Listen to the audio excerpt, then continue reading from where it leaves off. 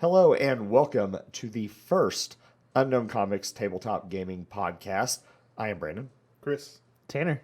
and as the name suggests, we're going to be talking about all things tabletop gaming, all the games we play, we sell, pretty much anything tabletop gaming. So, We had to branch out because it's hard to get three gamers on a podcast and talk about everything but gaming. yeah. We know a lot of people that follow us are also comic book people, so we wanted to find a different outlet so we didn't flood our normal podcast. Yep. With, Yeah, definitely a different subgenre of nerd. Yep. So yeah. So we're gonna real quick as kind of our introductory episode. We're just gonna go over our personal gaming histories. Some are longer than others, and just kind of give you a background on who we are as gamers and kind of games that we're interested in and that we're going to be playing here at the store. So for me personally, I've been tabletop gaming since 1992. Yes, I was in middle school. I was born in 91. Awesome. Good for you.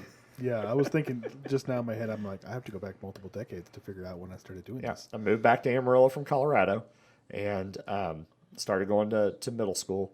And I remember I had a subscription to Nintendo Power, okay, which is video gaming. I get it. But inside of Nintendo Power, This is the magazine. this is the magazine. Just so for all you young people, subscriptions used to be to magazines. Yes. Streaming services and things like that. Yes, I had a subscription to Nintendo Power, the magazine, and inside of it, they were doing a giveaway for all this board game stuff for a game called BattleTech. I'd never heard of it before. Still around somehow. That's very much still around. Anyway, and I'd gotten that subscription. I started at my new school, my new middle school, and there was another kid that was kind of down the table from me at lunch, and he was reading. It was kind of a weird form factor book. It was longer than it was taller, right? And it was BattleTech. It had one of the mechs on the front or whatever.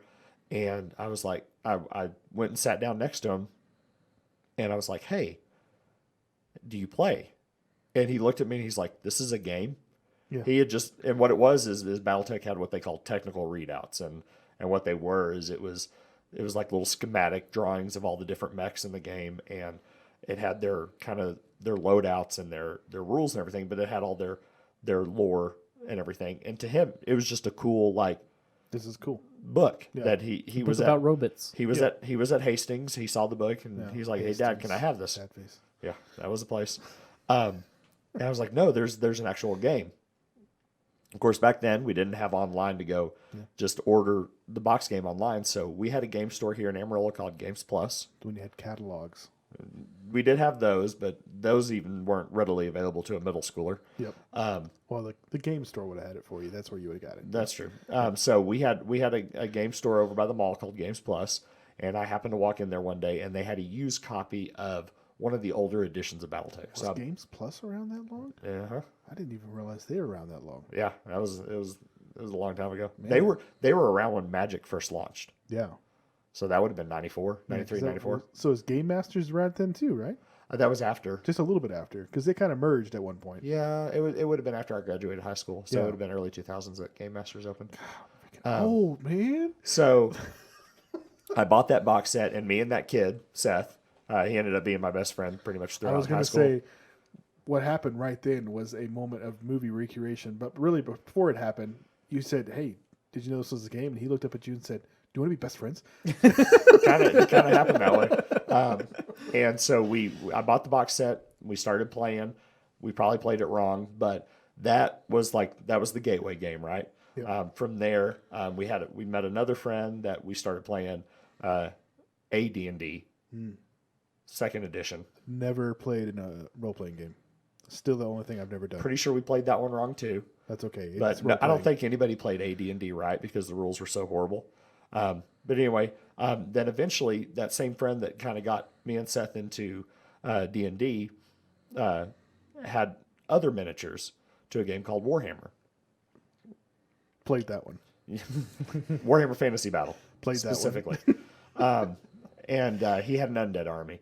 And I was like, oh, this is really cool. And of course, Games Plus was carrying Yep. the two flagship GW games. I do remember seeing Blood Bowl played there for the first time. That was its old 3rd edition box set. Where was the Game Plus at this time? It was over by the mall. Over, Was it there that long? It would have been, yeah.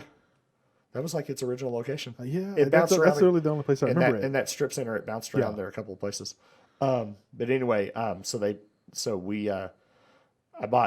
saved my money and I bought the Warhammer Fantasy Battle box set, which that would have been 5th or 6th edition. I can't remember. I think it was 5th edition. It had high elves and goblins were in the box set. That box is worth a lot of money right now. I still have it. All the high elf archers had the exact same pose because they were all box plastic. you had sitting in my back area for a while. Yeah, we looked at that. Ramos was like, "Whoa, Yeah, can I have that?" I said, "No, you can't have this." all the goblins and orcs all had the exact same pose because GW plastic. That's how it was. Yeah, it was it was cheap. The metal miniatures were the better sculpts, right? Talking about push fit, right there is push fit. Yeah, you just put them in the slotted base and you were done. And it had Eltharion on the Griffin on a card Even my with plastic slotted base. Yep. even my newer sword masters, they had no pieces. You clipped them off the sprue and put them on the base. Yeah.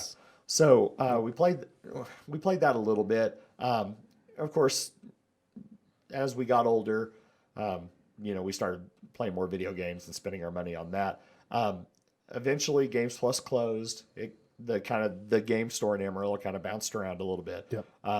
And we didn't get back into gaming in earnest until Big Apple Comics started. A lot of people started playing Necromunda at Big Apple. And apparently Darren was going there at the same time. Darren and I never met. Yeah. Like, we do not remember each other, but we're both kind of in these same circles around this time. We had no clue. Yeah. I was about to say, because I don't remember you, and I was there the entire time with Darren. Yeah. So we would play. Big Apple was in Western Plaza, and I remember Ed had opened up just a bunch of different Necromunda box sets, so we had all the trains set up, and we would play Necromunda. That gateway led into 40K. Yeah. Because they were very similar core rules as far as combat and stuff like that. And so we got 40K armies and stuff. And then, I was getting ready to graduate high school, kind of stopped playing, decided I actually wanted to date girls. You could do both, just don't tell. And so I really didn't do a lot of tabletop gaming for quite a few years. You don't tell your prospective mate that part of your life. You just kind of chisel it back in a little bit at a time until one day, it's kind of like slowly turning the heat up on the frog in the boiling pot, so they don't jump out. That was kind of the same deal. So I went back to school kind of later in life after I'd already had kids, got married and all that stuff. I graduated in 2012. I was working for the local cable company here, and I noticed another, like some game store had set up a cable business account. And I was like, Table's Edge, what's that? And they were over by my house. Yeah, we were. Y'all were over by my house. So I dropped in and met Darren, and we got to talking. And this is when we were on 46th. Okay. Yeah, at the first 46 location. Yeah. So I really had no desire to get back into miniature gaming. That's just the hobby there's just a lot of work. I remember at first you were just there comic books, right? No, BattleTech. Oh, so yeah. I was gonna get back into BattleTech. Yeah, because he does that. Yeah. Brandon Newberg. Yeah. I was still pretty much the only one. I tried. I gave War Machine a fair chance. I did not want to play 40K to start at all. I was also into board games too. Yeah. So I was big into kind of doing we played Marvel Legendary crazy. Yeah, we did. When that game came out, we played the crap out of that core set. I'd go up there for lunch, and sometimes spend way too long at lunch playing. And then because one game led to 3 or 4 games. Yeah, it was like that. Then we moved to the second 46th location, the big location, and that's when we really. I talked to Darren about Infinity in the first one, but Yeah, you had tried getting Infinity going. It just didn't really gain any steam. We had models on the shelf, and I looked. I'm like, yeah, they're cool, sure. It was probably about the middle of the year in 2014 that a guy named Joe, who he lived in Colorado, but he was from like Abilene, but he had family in Dallas. He was constantly going back and forth between Dallas and Denver. And he had played Infinity with the guys in Albuquerque and all this. And they had always talked about, hey, wouldn't it be great if we all got together and just had a big get together tournament? And so he was driving through and he was trying to find a nice kind of central location between All like these spots. like Dallas and Denver and Oklahoma City and Albuquerque, and that just happens to be Amarillo. So he gets a hold of, and he looks to see if there's any game stores in Amarillo, and Table's Edge pops up, and of course we have a huge, Yep. what was it, 4,000 square foot It was Yeah. game area. Yeah, we It's had probably still the biggest gaming area that I've ever seen in a store. we had You haven't been to Madness Comics in Plano. I have That not. place is gigantic. 5,500 square feet building. I think 1,000 of it was basically the store. The Yeah. rest of it was Yeah. all gaming. So we had a huge Movie area. storage, So wasn't Joe gaming. Joe calls Darren, and Darren's like, "Hey, do y'all play Infinity there?" And Darren's like, "We tried, or my brother tried, and it just didn't really take off. I've got a couple models." And Joe's like, "Well, would you be opposed to us hosting a tournament there?" And Darren was like, "Sure." Darren gets off the phone with him. I think I was actually at the store, or it was shortly after, and Darren kind of relied on me to like learn new games and teach him. That's just kind of He doesn't like he reading doesn't rule he books. doesn't like he doesn't reading like rule rule books. books. No, he And still so doesn't. He grabbed the second edition Infinity rule book off the shelf, and he's like, "Hey, we're gonna have a tournament here in March." So no, this would have been 2013. Sorry, in March 2014, we're gonna have a tournament here. I need you to learn this game. I was so excited. I'm like, finally, it's happening. Yeah, I mean, the because models you had the already models are cut. still great. You went to work for Asarco, so you weren't around near as often. Yep. And so I start reading the rule book, which, oh my gosh, that was the most painful rule book to ever read because the translation was just so bad. It's a Spanish company. Yep. And Corvus so Belli makes Infinity. Corvus Belli. But I was able to watch, some Beast of War videos and kind of piece it all together. And I'm Beast sitting of there. War. I know there's still a thing, but I haven't seen anything. from They're them on forever. tabletop now. Yeah. Okay. There you go. They've changed their branding. Anyway, Okay. Makes sense. and so I'm messaging Joe like rules questions and stuff like that, and I'm getting connected with some of the other guys just online through the Corvus Belli forums and trying to. So Darren wanted to start a league. He wanted to try to build up our meta before the tournament happened. Yeah. He wanted to have as many people in Amarillo playing as there was coming in. So that winter we started an escalation league, and we had like 10 people play or whatever. And so that March, we had, I think that tournament was 36 people, which come to find out at the time that had been one of the largest Infinity US. tournaments Yeah. in North America Yeah. since. They had done tournaments like at Gen Con and stuff, but they had never been that big because Gen Con, you can't really have super huge events, Yeah. because you're so limited on slot space and stuff like that. And it just ended up being a really good time. One of the things they asked was, can we bring our own beer? And Darren's like, yeah, that's fine. I'll just, make sure all the kids are kicked out. And it was kind of BYOB. At a certain time, yes. Yeah. And it just ended up being this just really fun event. Like everybody got along really well. It was just a blast. So the next year, since I was kind of the boots on the ground in Amarillo, I kind of helped coordinate the next year, which by the next year, Darren had sold the store to somebody else. And so I was still there kind of helping them run PR. So I actually was the tournament organizer the next year. And Joe was still helping me and Dan and everybody else. And so we ended up having 56 players that next year, which again was now the largest tournament in the world up until Interplanetario. And so, and they have a system that, just to kind of, they have this tournament system that they have in their own database. of So rankings that kind and of stuff helps like that. to know Yeah, it's like who's ITC. turning heads. It's ITC's run by Corvus Belli. Yeah, it's ITS. Yeah. Yeah. Yeah. The Infinity Tournament system, which it's not perfect, but it is a thing. So, for quite a few years, I kind of was the spearhead of the Infinity meta here. Eventually, I kind of had to Now you did some stuff with Tabletop Simulator. Didn't you? like, Star Wars as well, right? I ran X-Wing tournaments and stuff like that. Yeah, X-Wing had picked up quite a bit, which X-Wing is such an easy game to get into. Yeah. There's no hobby to it if you don't want there to If you be. just want to play, Yeah. it's you can grab a couple of models and be good to go. It's great. And so yeah, this whole time I'm kind of running tournaments, and then eventually I kind of had to step away for a little bit and not be so active in the gaming scene and everything. But now, trying to get back into it. Infinity is now on its 4th edition. Yep, just came out a couple months ago. Yep. October, I believe. And which sucks that it had to come out in the time that it did. Yeah. But also getting ready to start a Blood Bowl league. Of course, Blood Bowl had its new edition that just dropped. Season 2.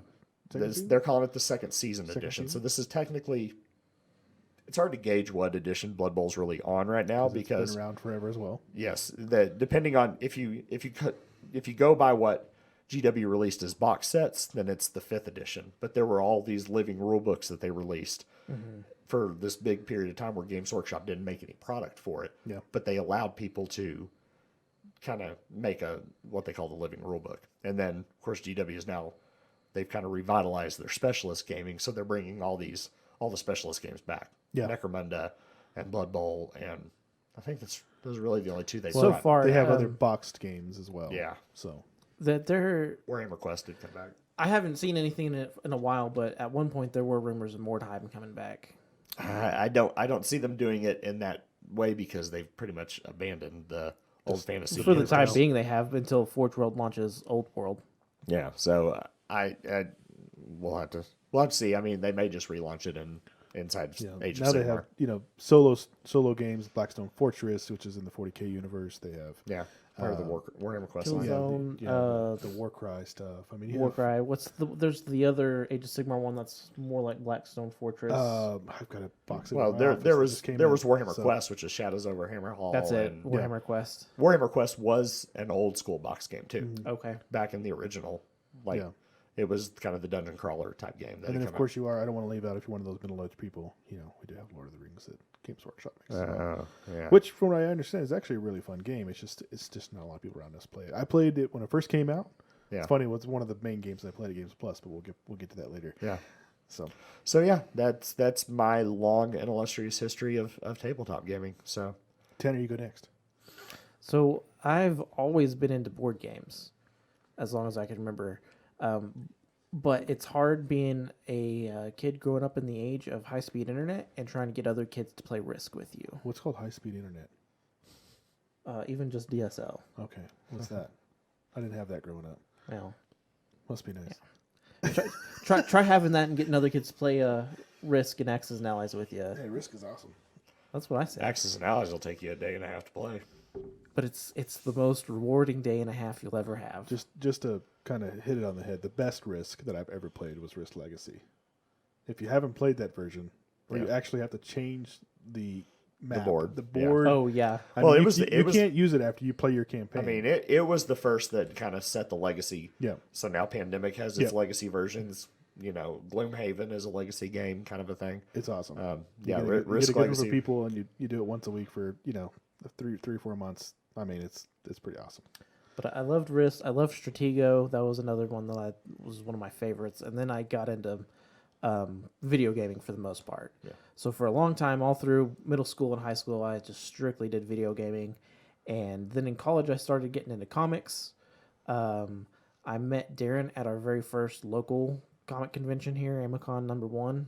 Okay. So that's how I met Darren and started going to Table's Edge and buying comics from him as opposed to Hastings. Yeah. And just going to an actual comic book store and seeing all the gaming stuff. That's where I slowly started to get into it. And then started working for him in 2014. And it's hard to work at a comic store watching everyone play and not want to play too. Yeah. And that was right around the time that y'all were trying to start up the Infinity stuff. I thought the Infinity models were awesome. Yes. Still are. Yeah. So I started to get into Infinity a little bit. That's a kind of a daunting game to start your tabletop career with. It is. So I didn't get into it very much the first go around. Yeah. But we had a huge Warmer Hordes community. So I quickly jumped in on that. I still have a giant Signar army. I don't play it very much because not very many people play it around here anymore. Yeah. I always had a joke about Warmer Hordes that it was just the rush to get whoever can get the most models to the center of the table. Yeah. Well, and I am definitely a lore first kind of guy, Iron Kingdoms is a great universe. and I love Iron Kingdoms. All the novels that they put out were fantastic, but then with their latest edition, they pretty much cater to the competitive gamer, and that's it. So it kind of lost my fun there because I'm not a good gamer. I don't care if I lose. I just want to paint models and then put them on a table. Yeah. So I played War Machine for a long time until it started to get to the point where you just couldn't get a game in. All of our regulars. And we had a lot of tables. We did. We had a lot of them. And being since you could play on a 4x4 with Warmer Words and their tables were full. Yeah. I think at one point we were even putting plywood on card tables, right? We did that's what we did for Infinity. I bought a bunch of 4x8 MDF boards and just painted them down the middle. Yeah. And split them because I had to have freaking Yeah. 32 tables. Yeah. But I do remember there being nights where we didn't have those extra tables put out, and all the tables were full. Yeah. Yeah, you had to go up there and stick your quarter on the machine, right? Yeah. I got next. Play winner. Yeah. Which is awesome to see. I mean, our Friday nights, and especially our Friday nights, but Saturdays are good too. But the Friday nights up there were just crazy. Well, yeah, we had all the Magic players kind of on the side. The side Magic part. players. You had guys just playing board games. You had tabletoppers up there. Role players. Yeah. Yeah. But I played that for forever until you just couldn't get a game in, and then 40K 8th edition came out. Okay. And I had just bought a starter pack of Space Wolves. I got one game of 7th edition in, and then started learning this. 7th edition was the red and white. It was the one that came with when you bought the rule books. It was 3 books. Yeah. So I played one game of 7th and got into 8th pretty heavy. When they came out with the Mortarion model, that's what. So 8th came out after. Got you hooked, huh? Tables Edge was gone. Tables Edge was gone by the time 8th came out. Yes. Because it was Unknown had opened by the time 8th came out. It was 6 and sold. 7th were. Yeah. 6 was the last thing I remember. I think Archer was around when 8th came out. That sounds about right. Yeah, I think 7th was probably when Matt probably had owned it. Because I don't remember 7th at all. A lot of people didn't like 7th. Yeah. There's just too many rules. Yeah. That's why 8th was such a big deal, because it simplified it. Oversimplified it. I tried to get into Age of Sigmar a little bit, just because I love the fantasy setting.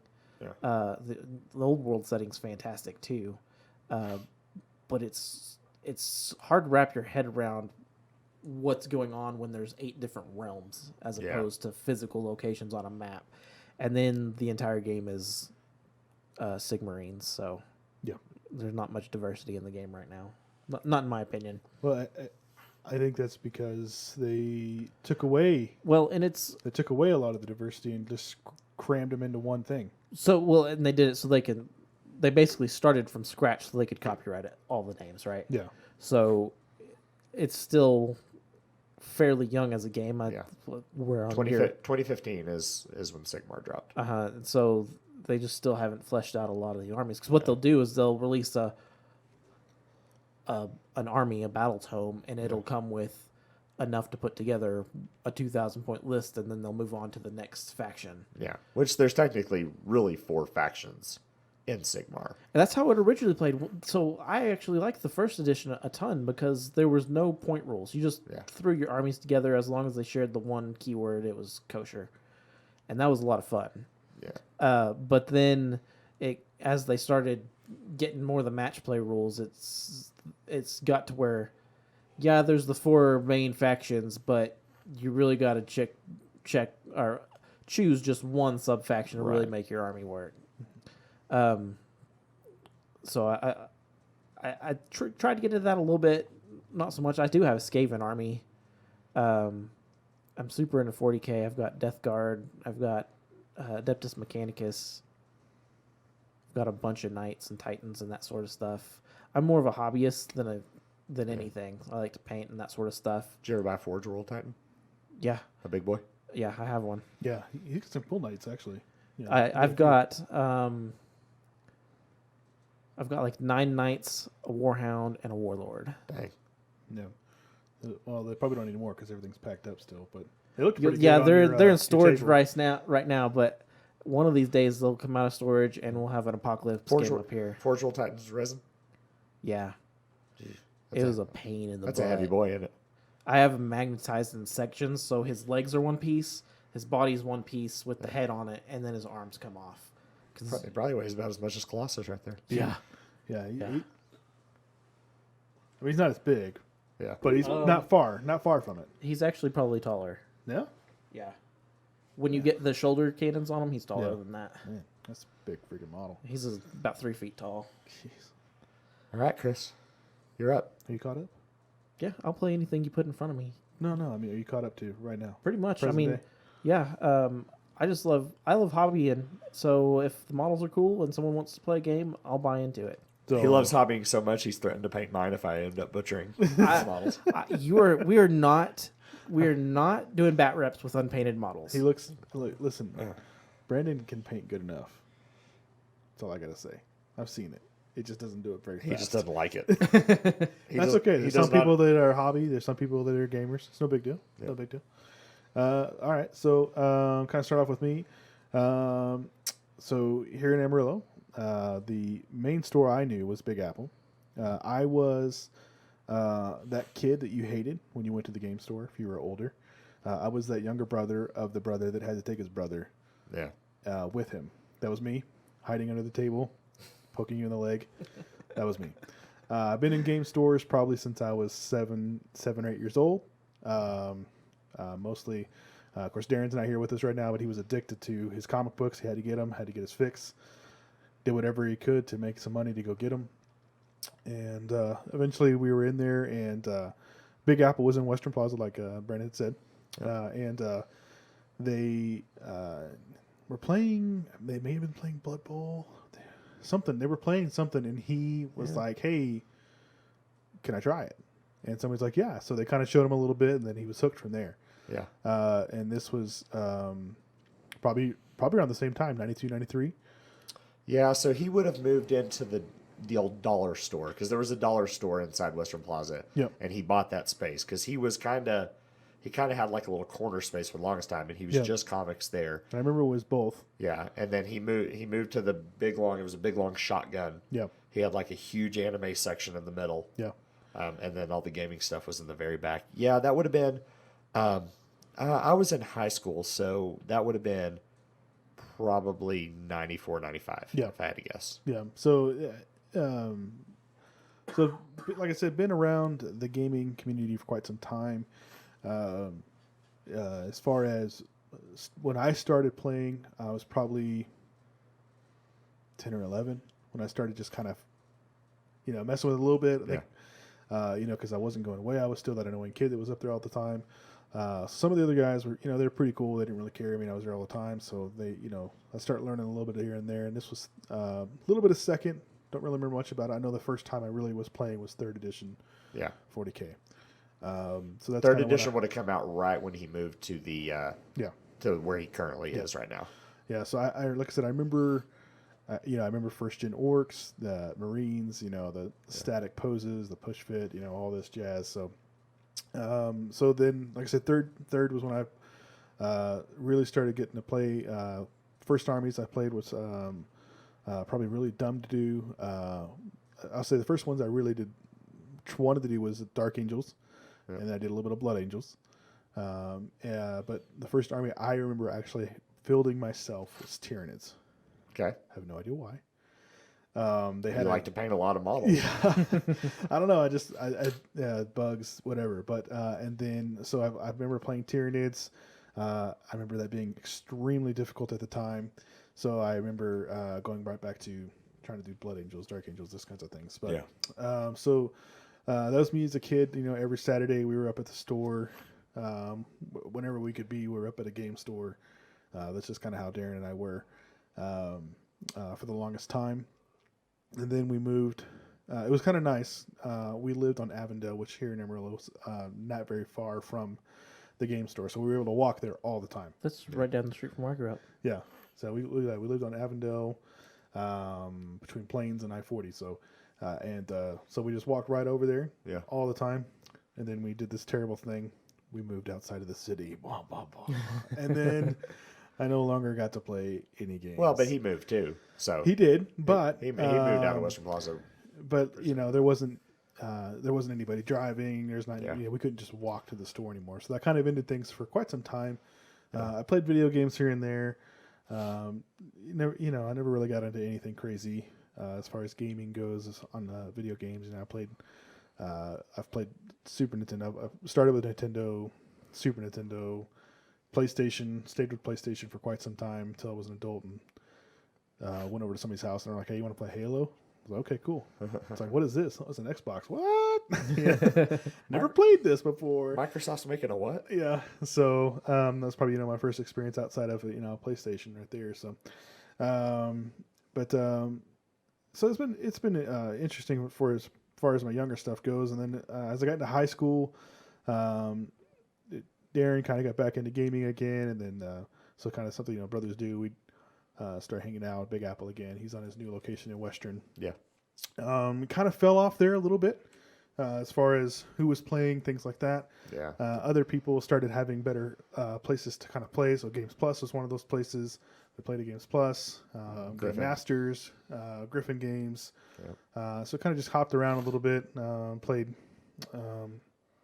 Dark Eldar there for a while. I remember playing them at Games Plus. And then I remember learning Lord of the Rings and all that kind of stuff there as well. They had a couple people there that were kind of pretty intense characters, just as far as actual staff and things like that. So I think kind of ruffled too many people. And of course, if you want to stay in business, you have to pay bills.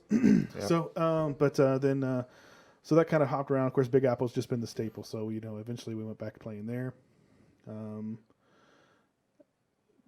But as far as outside of anything 40K up until that time, I still hadn't really played anything. Right. So the hobby I do enjoy a lot. I do enjoy playing the hobby. Fast forward, eventually stopped playing for a while. I meet a lady, kind of gets my focus off gaming, similar to what Brandon was saying. Like they do. So I didn't say I didn't play 40K or do these model things. It never came up. It's not even a question in my mind, really. Yeah. Like, it was just, So we're married at this point. She's stuck. And I start painting some models one day, and she's like, "What are you doing?" Painting some models. Why? You don't do those things. You're like this football guy that, played in a band and stuff. What are you doing? I'm painting some models. Yeah. Yeah. So, we've been married for almost 14 years now, so I guess it's okay. There you go. I started playing 40K again. I just love the hobby. I think more than anything, and then of course the community. Yeah. I'm not very competitive as far as playing goes. I just want to have fun. As opposed to your brother. Yeah, my brother is like. He says he's not. But. Yeah, he's not. Yeah, he's all about stomping your face because he's really, really good at it. I'm not going to take that away from him. He's won some good tournaments, and so I mean, and he's more of the hobby's okay, but if somebody else will put it together for me so I can just go stomp somebody's face, that's what he'd rather do. But kind of talk about more. So we started doing models again, Darren and I, and then we're like, it'd really be nice to have a place that we'd like to play. Yeah. And then we started having families and things like we wanted to be able to take our families, have a safe place. Because Big Apple was still open, but the gaming there had just fallen off hard. The only thing you could do in town if you wanted to go somewhere and play was you could play Magic. Yeah. And Yu-Gi-Oh! Every once in a while, maybe Pokemon, something like that. But it was card games. Because Griffin had already come and gone. Games Plus was gone. Game Masters was gone. That was it. So it was a dead market for us. And of course, like I said, Big Apple, he just wasn't supporting the community anymore. You could play if you wanted to, but there was just no reason to. Yeah, and we wanted to be that support. So we decided, okay, well, you know what? Let's just open our own game store. I was working for AT&T at the time. He, of course, has his own trash service. So we decided to kind of make it like just like a side thing, like our side hustle, you know. Yeah. So I would come in at night. It's kind of funny. We had a little 1,400, probably about 700 square feet, I think was that actual It's location. tiny. And so we started there, and we started out with games. We didn't start with comic books, called The Table's Edge. So when we opened this up, it became a great outlet for quite a few people. They'd come over. We built, I think we had 4 tables in there. Yeah. And then, expense wise, it's not too crazy to start with Games Workshop. Yeah. They give you a pretty good a way of being able to pay out over a few months what you invest in at the beginning. So we got paint racks, we got the models, we got the main set, and then people started showing up. I mean, it wasn't a crazy lot at first, but we started getting some people, some other people that were in the community that had run game stores in the past came in. They were teaching people how to play games. Yep. So it was just great to say, hey, there's a safe place to go play. People want to invest in it, and that's what we did. And then we quickly outgrew that location. Yeah, it's not hard to outgrow that space. That was not a big... No. And so within a few months, we were looking for a new spot. We moved into a bigger location, and then within a couple months, outgrew that spot. Yeah. And then we went into that 5,500 square foot location. Y'all had a hard time finding that spot, too. Like, I remember Darren saying, like, there was not a lot of real property management companies that would... No. They would say, what business are you? And I'd be like, oh, we're a comic book. I just get the dial. Like, they did not want anything to do with the comic book business. Yeah. Because at that time we had started getting some comics as well, and games, and nobody. Well, that was Darren's dream. Eventually, he did want the comic. Yeah. Like, he wanted to buy Big Apple from Ed. Yeah. And Ed wanted too much for it. Yeah, and I'm sure Ed would still sell in a heartbeat right now, but I'm sure he still has a nice price tag on that spot. So, so it was interesting. So we started playing and learning more games. Probably one of the first, even in that first location, I started learning other games like Malifaux. I had learned Infinity there. I mean, War Machine 2nd Edition would have happened about that time. Yeah. Because War Machine probably would have started at Griffin. I know War Machine and Confrontation were big at Griffin. Yeah, Confrontation, we had a couple people ask about that, and it just wasn't something that it seemed was worth investing in. And well, they had some company struggles and too. if you want to talk about a game that was complicated at first, Malifaux, which is still around apparently. It is. They not only started a new edition, but there's a spin-off game that is the fantasy battle scale. Yeah. And it seemed like Through the Breach. The lore and the story, like, man, I really think this would be a cool game. But then the game mechanics at that time were just not. Yeah. It is pretty cool. The thing not that killed there. it for me was having the cards instead of dice. Yeah. And It then was the cards, cool, you it's had to kinda quirky. flip in different ways. Okay, now this part's over here. And it was complicated. It took too long to do the little things. Well, it was cool and quirky, but then you had to track down the deck of cards. Yeah. You couldn't just go buy any deck of cards. Yeah. And then it's no fun because you're not rolling any dice. Yeah, I could see that. So then, like I said, I learned Infinity Sci-Fi there as well. So from there, I'm hooked on that game because that was a great. Gabe showed me that game. He actually showed me both those games. And then, of course, as far as fantasy goes, Warhammer Fantasy, I really never played It was too an much. expensive game to get into. It's an expensive game to get into. And then, of course, just locally, if you go about 2 hours south of us, Lubbock, they had a huge Warhammer community. But it just never happened here. Well, by that time, too, I think worldwide fantasy is starting to die down, hence why Age of Sigmar became a thing. Yeah, and that was one thing I had noticed. We had gone to quite a few big tournaments, and there'd be like the fantasy section, which was most of where it was like all fantasy, and then the 40K was like in the back of the room. Yeah. Which was so weird, and then now it's like that's not even the case anymore. Yeah. I remember like when it was 2nd edition 40K and 5th edition fantasy, they were probably even as far as popularity goes. But I mean, yeah, they were just two totally different games. Yeah. I didn't go to a lot of organized events or anything like that, but I do remember, my one and only Feast of Blades was in 2014, and you couldn't find a fantasy game. Yeah. At Feast of Blades. It had just completely fallen off at that point. Yeah. So Table's Edge, that's our store. We're open. We're in our new location. Before we move to that, I just for me, Darren had his trash service. For me, I was trying to work for him full time. If you've ever worked for a trash service, it sucks.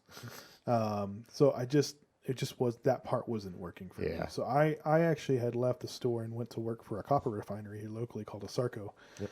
And so for me, that kind of just, the schedule was too much for me to have anything else outside of work. And, you know, of course, took care of my family and all that kind of stuff. So I'm married and have 3 kids now. So that was my main focus.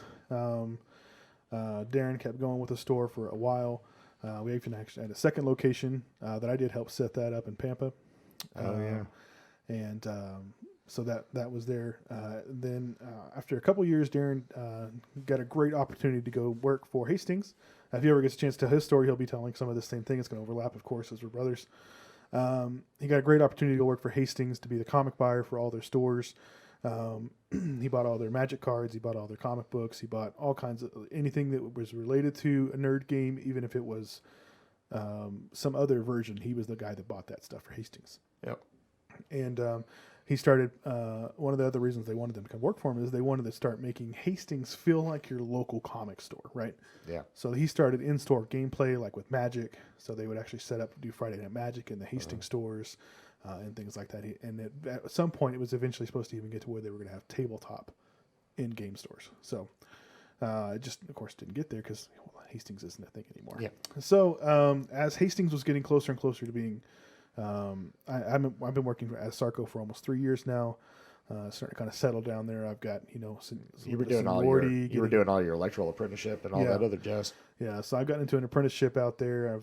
I've kind of locked into, having more of my own kind of schedule and wanting to get back into some of my hobbies and things like that. So, of course, talking to Darren, Hastings is getting close to closing, and we just, kind of started talking about it. Hey, what if we opened our own thing again, our store had sold, it changed hands a couple times. We kind of felt like we wanted that safe place again that we'd like to do our hobbies. Yeah. And it's kind of funny because it still locally hasn't happened for us. We're working on it. Yeah. So we opened up Unknown Comics. We came up with a name. We came up with branding. Darren learned a whole lot of stuff about doing some online stuff at Hastings, which is really funny because everything that we're doing now is exactly what I wanted to do at the Table's Edge, and we never did. Yeah. So it's kind of funny. He didn't want to do anything with the internet, and now everything we do is internet. So that's how you've gotten as big as you have. Yeah. So it's crazy. His only big internet push for Table's Edge was Facebook. Yeah. And it was, again, just locally, advertising locally. Now we don't advertise locally at all, which is for good reason. Again, we want to have a safe place for our community, and right now we don't. Yeah. Which is the reason we have never advertised locally that we're here.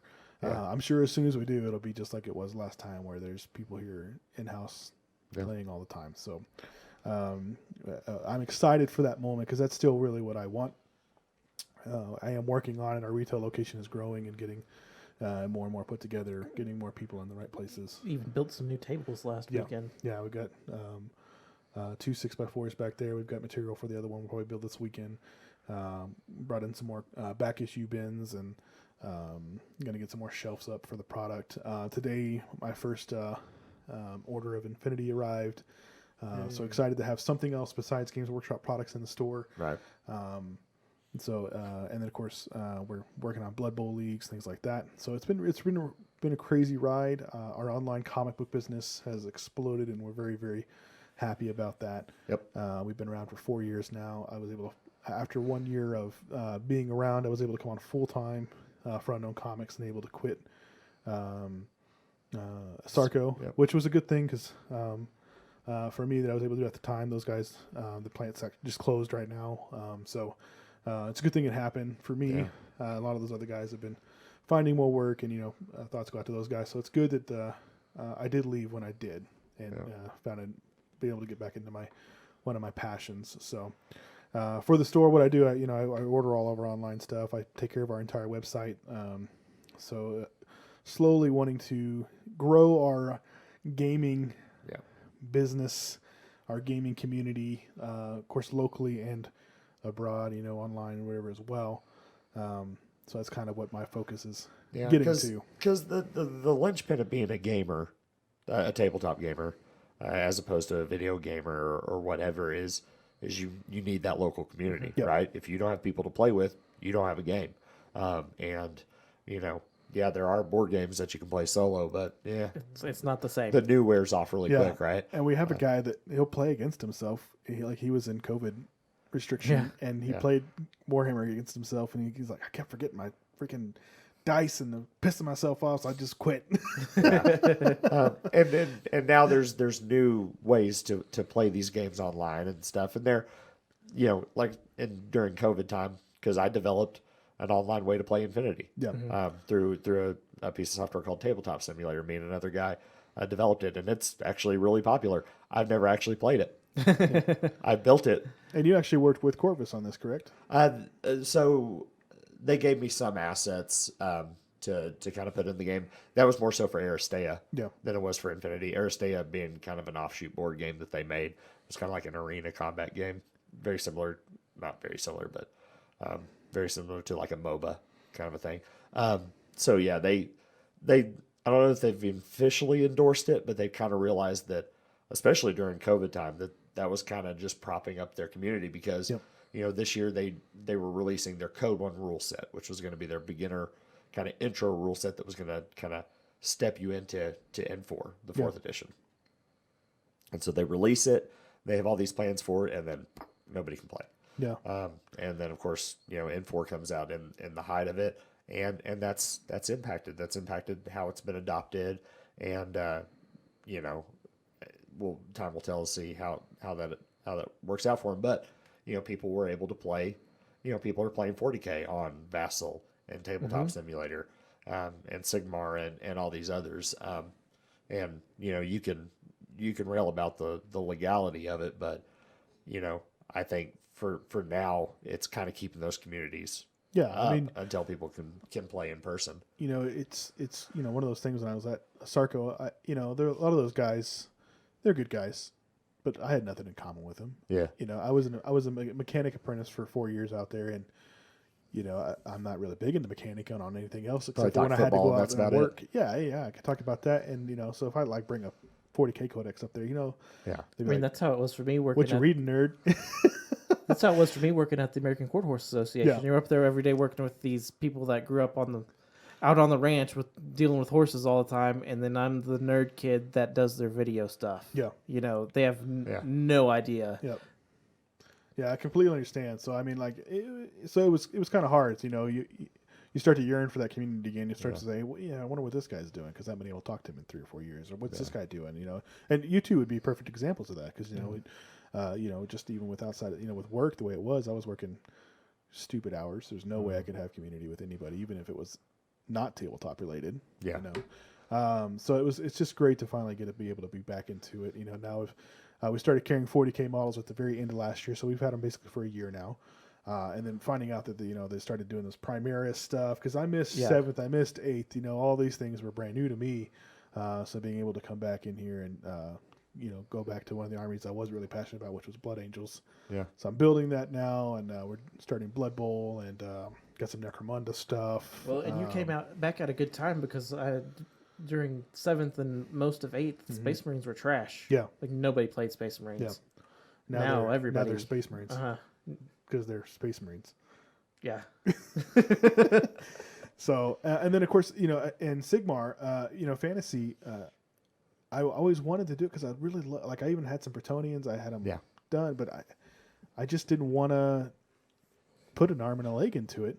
To get this full big battle force. And even if you were not Skaven, it was still a really high model count. So Sigmar, man, it looks so appealing in the fact that it's not as many. And it now it does make it pretty easy transition, because core rules wise, they're almost the same game.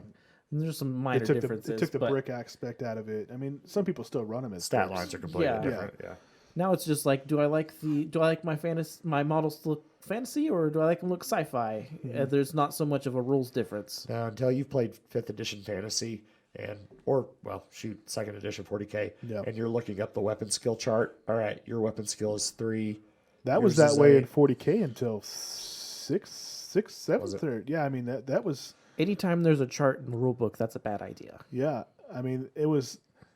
They basically you're like, why do you keep kind of mathing me, man? I got all these other things I'm trying to remember. Why do you keep mathing me? I don't have time for math right now. You had to play with the quick reference table sheet because you had your weapon skill chart, you had your ballistic skill chart. And I love the fact when they brought out the fact that 6 is always wound because you know what, anybody can be a hero. Like I love Guardsmen the fact can that take down a Titan. Yeah, I mean, why not? You know, I mean, like let anybody get the good shot. You know, make Well, it and that more helps. fun. That in itself helps the buy to win aspect. Yeah, You know, you don't have to go buy the Imperial Knight to kill everything. yeah.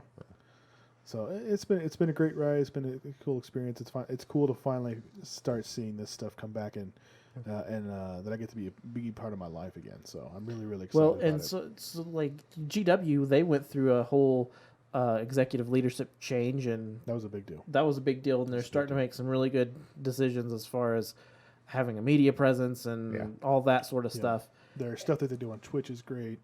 The way they're doing the releases is great. And lined up with just Marvel making being a nerd cool again. Yep. I mean, Stranger Things making D&D cool. Yeah. It's funny. We're I in remember, the age that it won't be long before tabletop gaming is I remember cool. a speech class I had, and it was like a how-to on a speech class, and I did a how-to on how to play 40K. Oh wow. Yeah. I brought models and everything. I was like, wow, I'm gonna be such a nerd. But I you was know in a what? speech It's something I class. know how to do.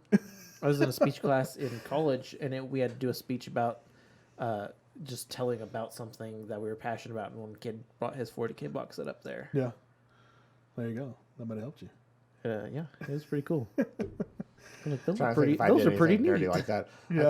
I think in art class in high school I did make a. It's like coming out of the nerd closet when you're the football player, We- which I was. I mean I was always out. I guess I was a pretty good nerd. I remember in art class in high school I had to make a fountain out of clay, and it was a bunch of wood elves in a forest, and it had a waterfall, and that was my fountain. Nice. That's fancy. It looked horrible. In my mind, You it know- looked great. It's funny you talk about that. I went back and found some of my, and I'm an okay painter. I'm not a pro or anything like that, but I go back and look at some of my old stuff. I just went and found all my last army I played with before I stopped playing at our old location, and I brought it over and I started going through it. I'm like, wow, Yeah. what? I mean, knowing that the hobby has changed so much. I mean, there's YouTube videos. There's people training and teaching. I mean, this stuff wasn't there. There's the paint lines have changed. Uh-huh. You know, you have anybody and everybody has all these different ways of new paint Airbrushing's lines, become more popular for miniature painting. and stuff. airbrushing, the different ways that you can do painting just with the layers and the pixelate. You know, the not the pixelation. That's computer. What am I trying to? The pigment. The other P word. Oh yeah. It's just crazy how much wet palettes, all these different things that have come out and these new ways of doing it have come out. It's just crazy how much. I didn't have that then. I keep the first model I ever painted just as a reference. Yeah. It was Master Tormentor Morgul, the Scorn caster from the Mark II battle box. And I have him the Did you first put that on eBay yet? No, he sits on my trophy shelf. So I have that one, and then a few years later I bought the metal version of the exact same model and repainted it just to see the difference. Yeah. You can tell Tanner's in the hobby if you look at his hands. I'm covered in paint right now. Yeah. He's got paint all He's over. been painting some stuff for the store. I primed my Blood Bowl his, stuff Blood before Bowl. I head up here. He's probably got super glue calluses too. All over. Yeah. I'm always covered in paint, and a lot of times I'll go in the other room and my wife will look at me funny, and it's because I've scratched my forehead and I have paint all over my face. Yep. It's usually my hand, like especially because I use red primer, and I go out and she's like, "What happened to your hands?" It's just spray paint. It's okay. It's fine. Well, anyway, Nobody's dead. So, like I said, this episode was just kind of us kind of just geeking out about our hobby. Future episodes, we'll talk about new releases, new rules and things. if you've got games you want us to kind of talk about and stuff, let us know. Well, and like I said, I'm down to play anything as long as Yep. I can find an opponent. Yeah. So we do plan on doing some battle reports that we'll release separately. Yep. We're kind of figuring out our battle plan for that, and of the different games we play. So definitely stay tuned. We've got a lot more coming on the gaming front. Yeah. I don't have too much more to say about that. Yeah, so if you need we do right now. Of course, we do have Games Workshop products on the website. If you're looking to buy any of those, we do 15% on our website, unknowncomicbooks.com. Just look for the 40K products. Of course, if you want to find us online, you can find us at Facebook, on Facebook and Instagram at Unknown Comic Books, on Twitter at unknown_comics. If you want to listen to our content, you can find us on the podcast, Apple iTunes, Amazon Audible, and Spotify. Be sure to check out our full comics podcast also. Yep. Mm-hmm. Yep. Yeah, and then if you're, of course, those featured bat reps and things like that, those are definitely going to be on YouTube. If we ever get into where we're doing any live stuff, you might be able to find that on YouTube and Twitch. But for sure, you'll be able to find that stuff on YouTube. Yeah. Well, thanks for joining us, and we will see you next week. Bye.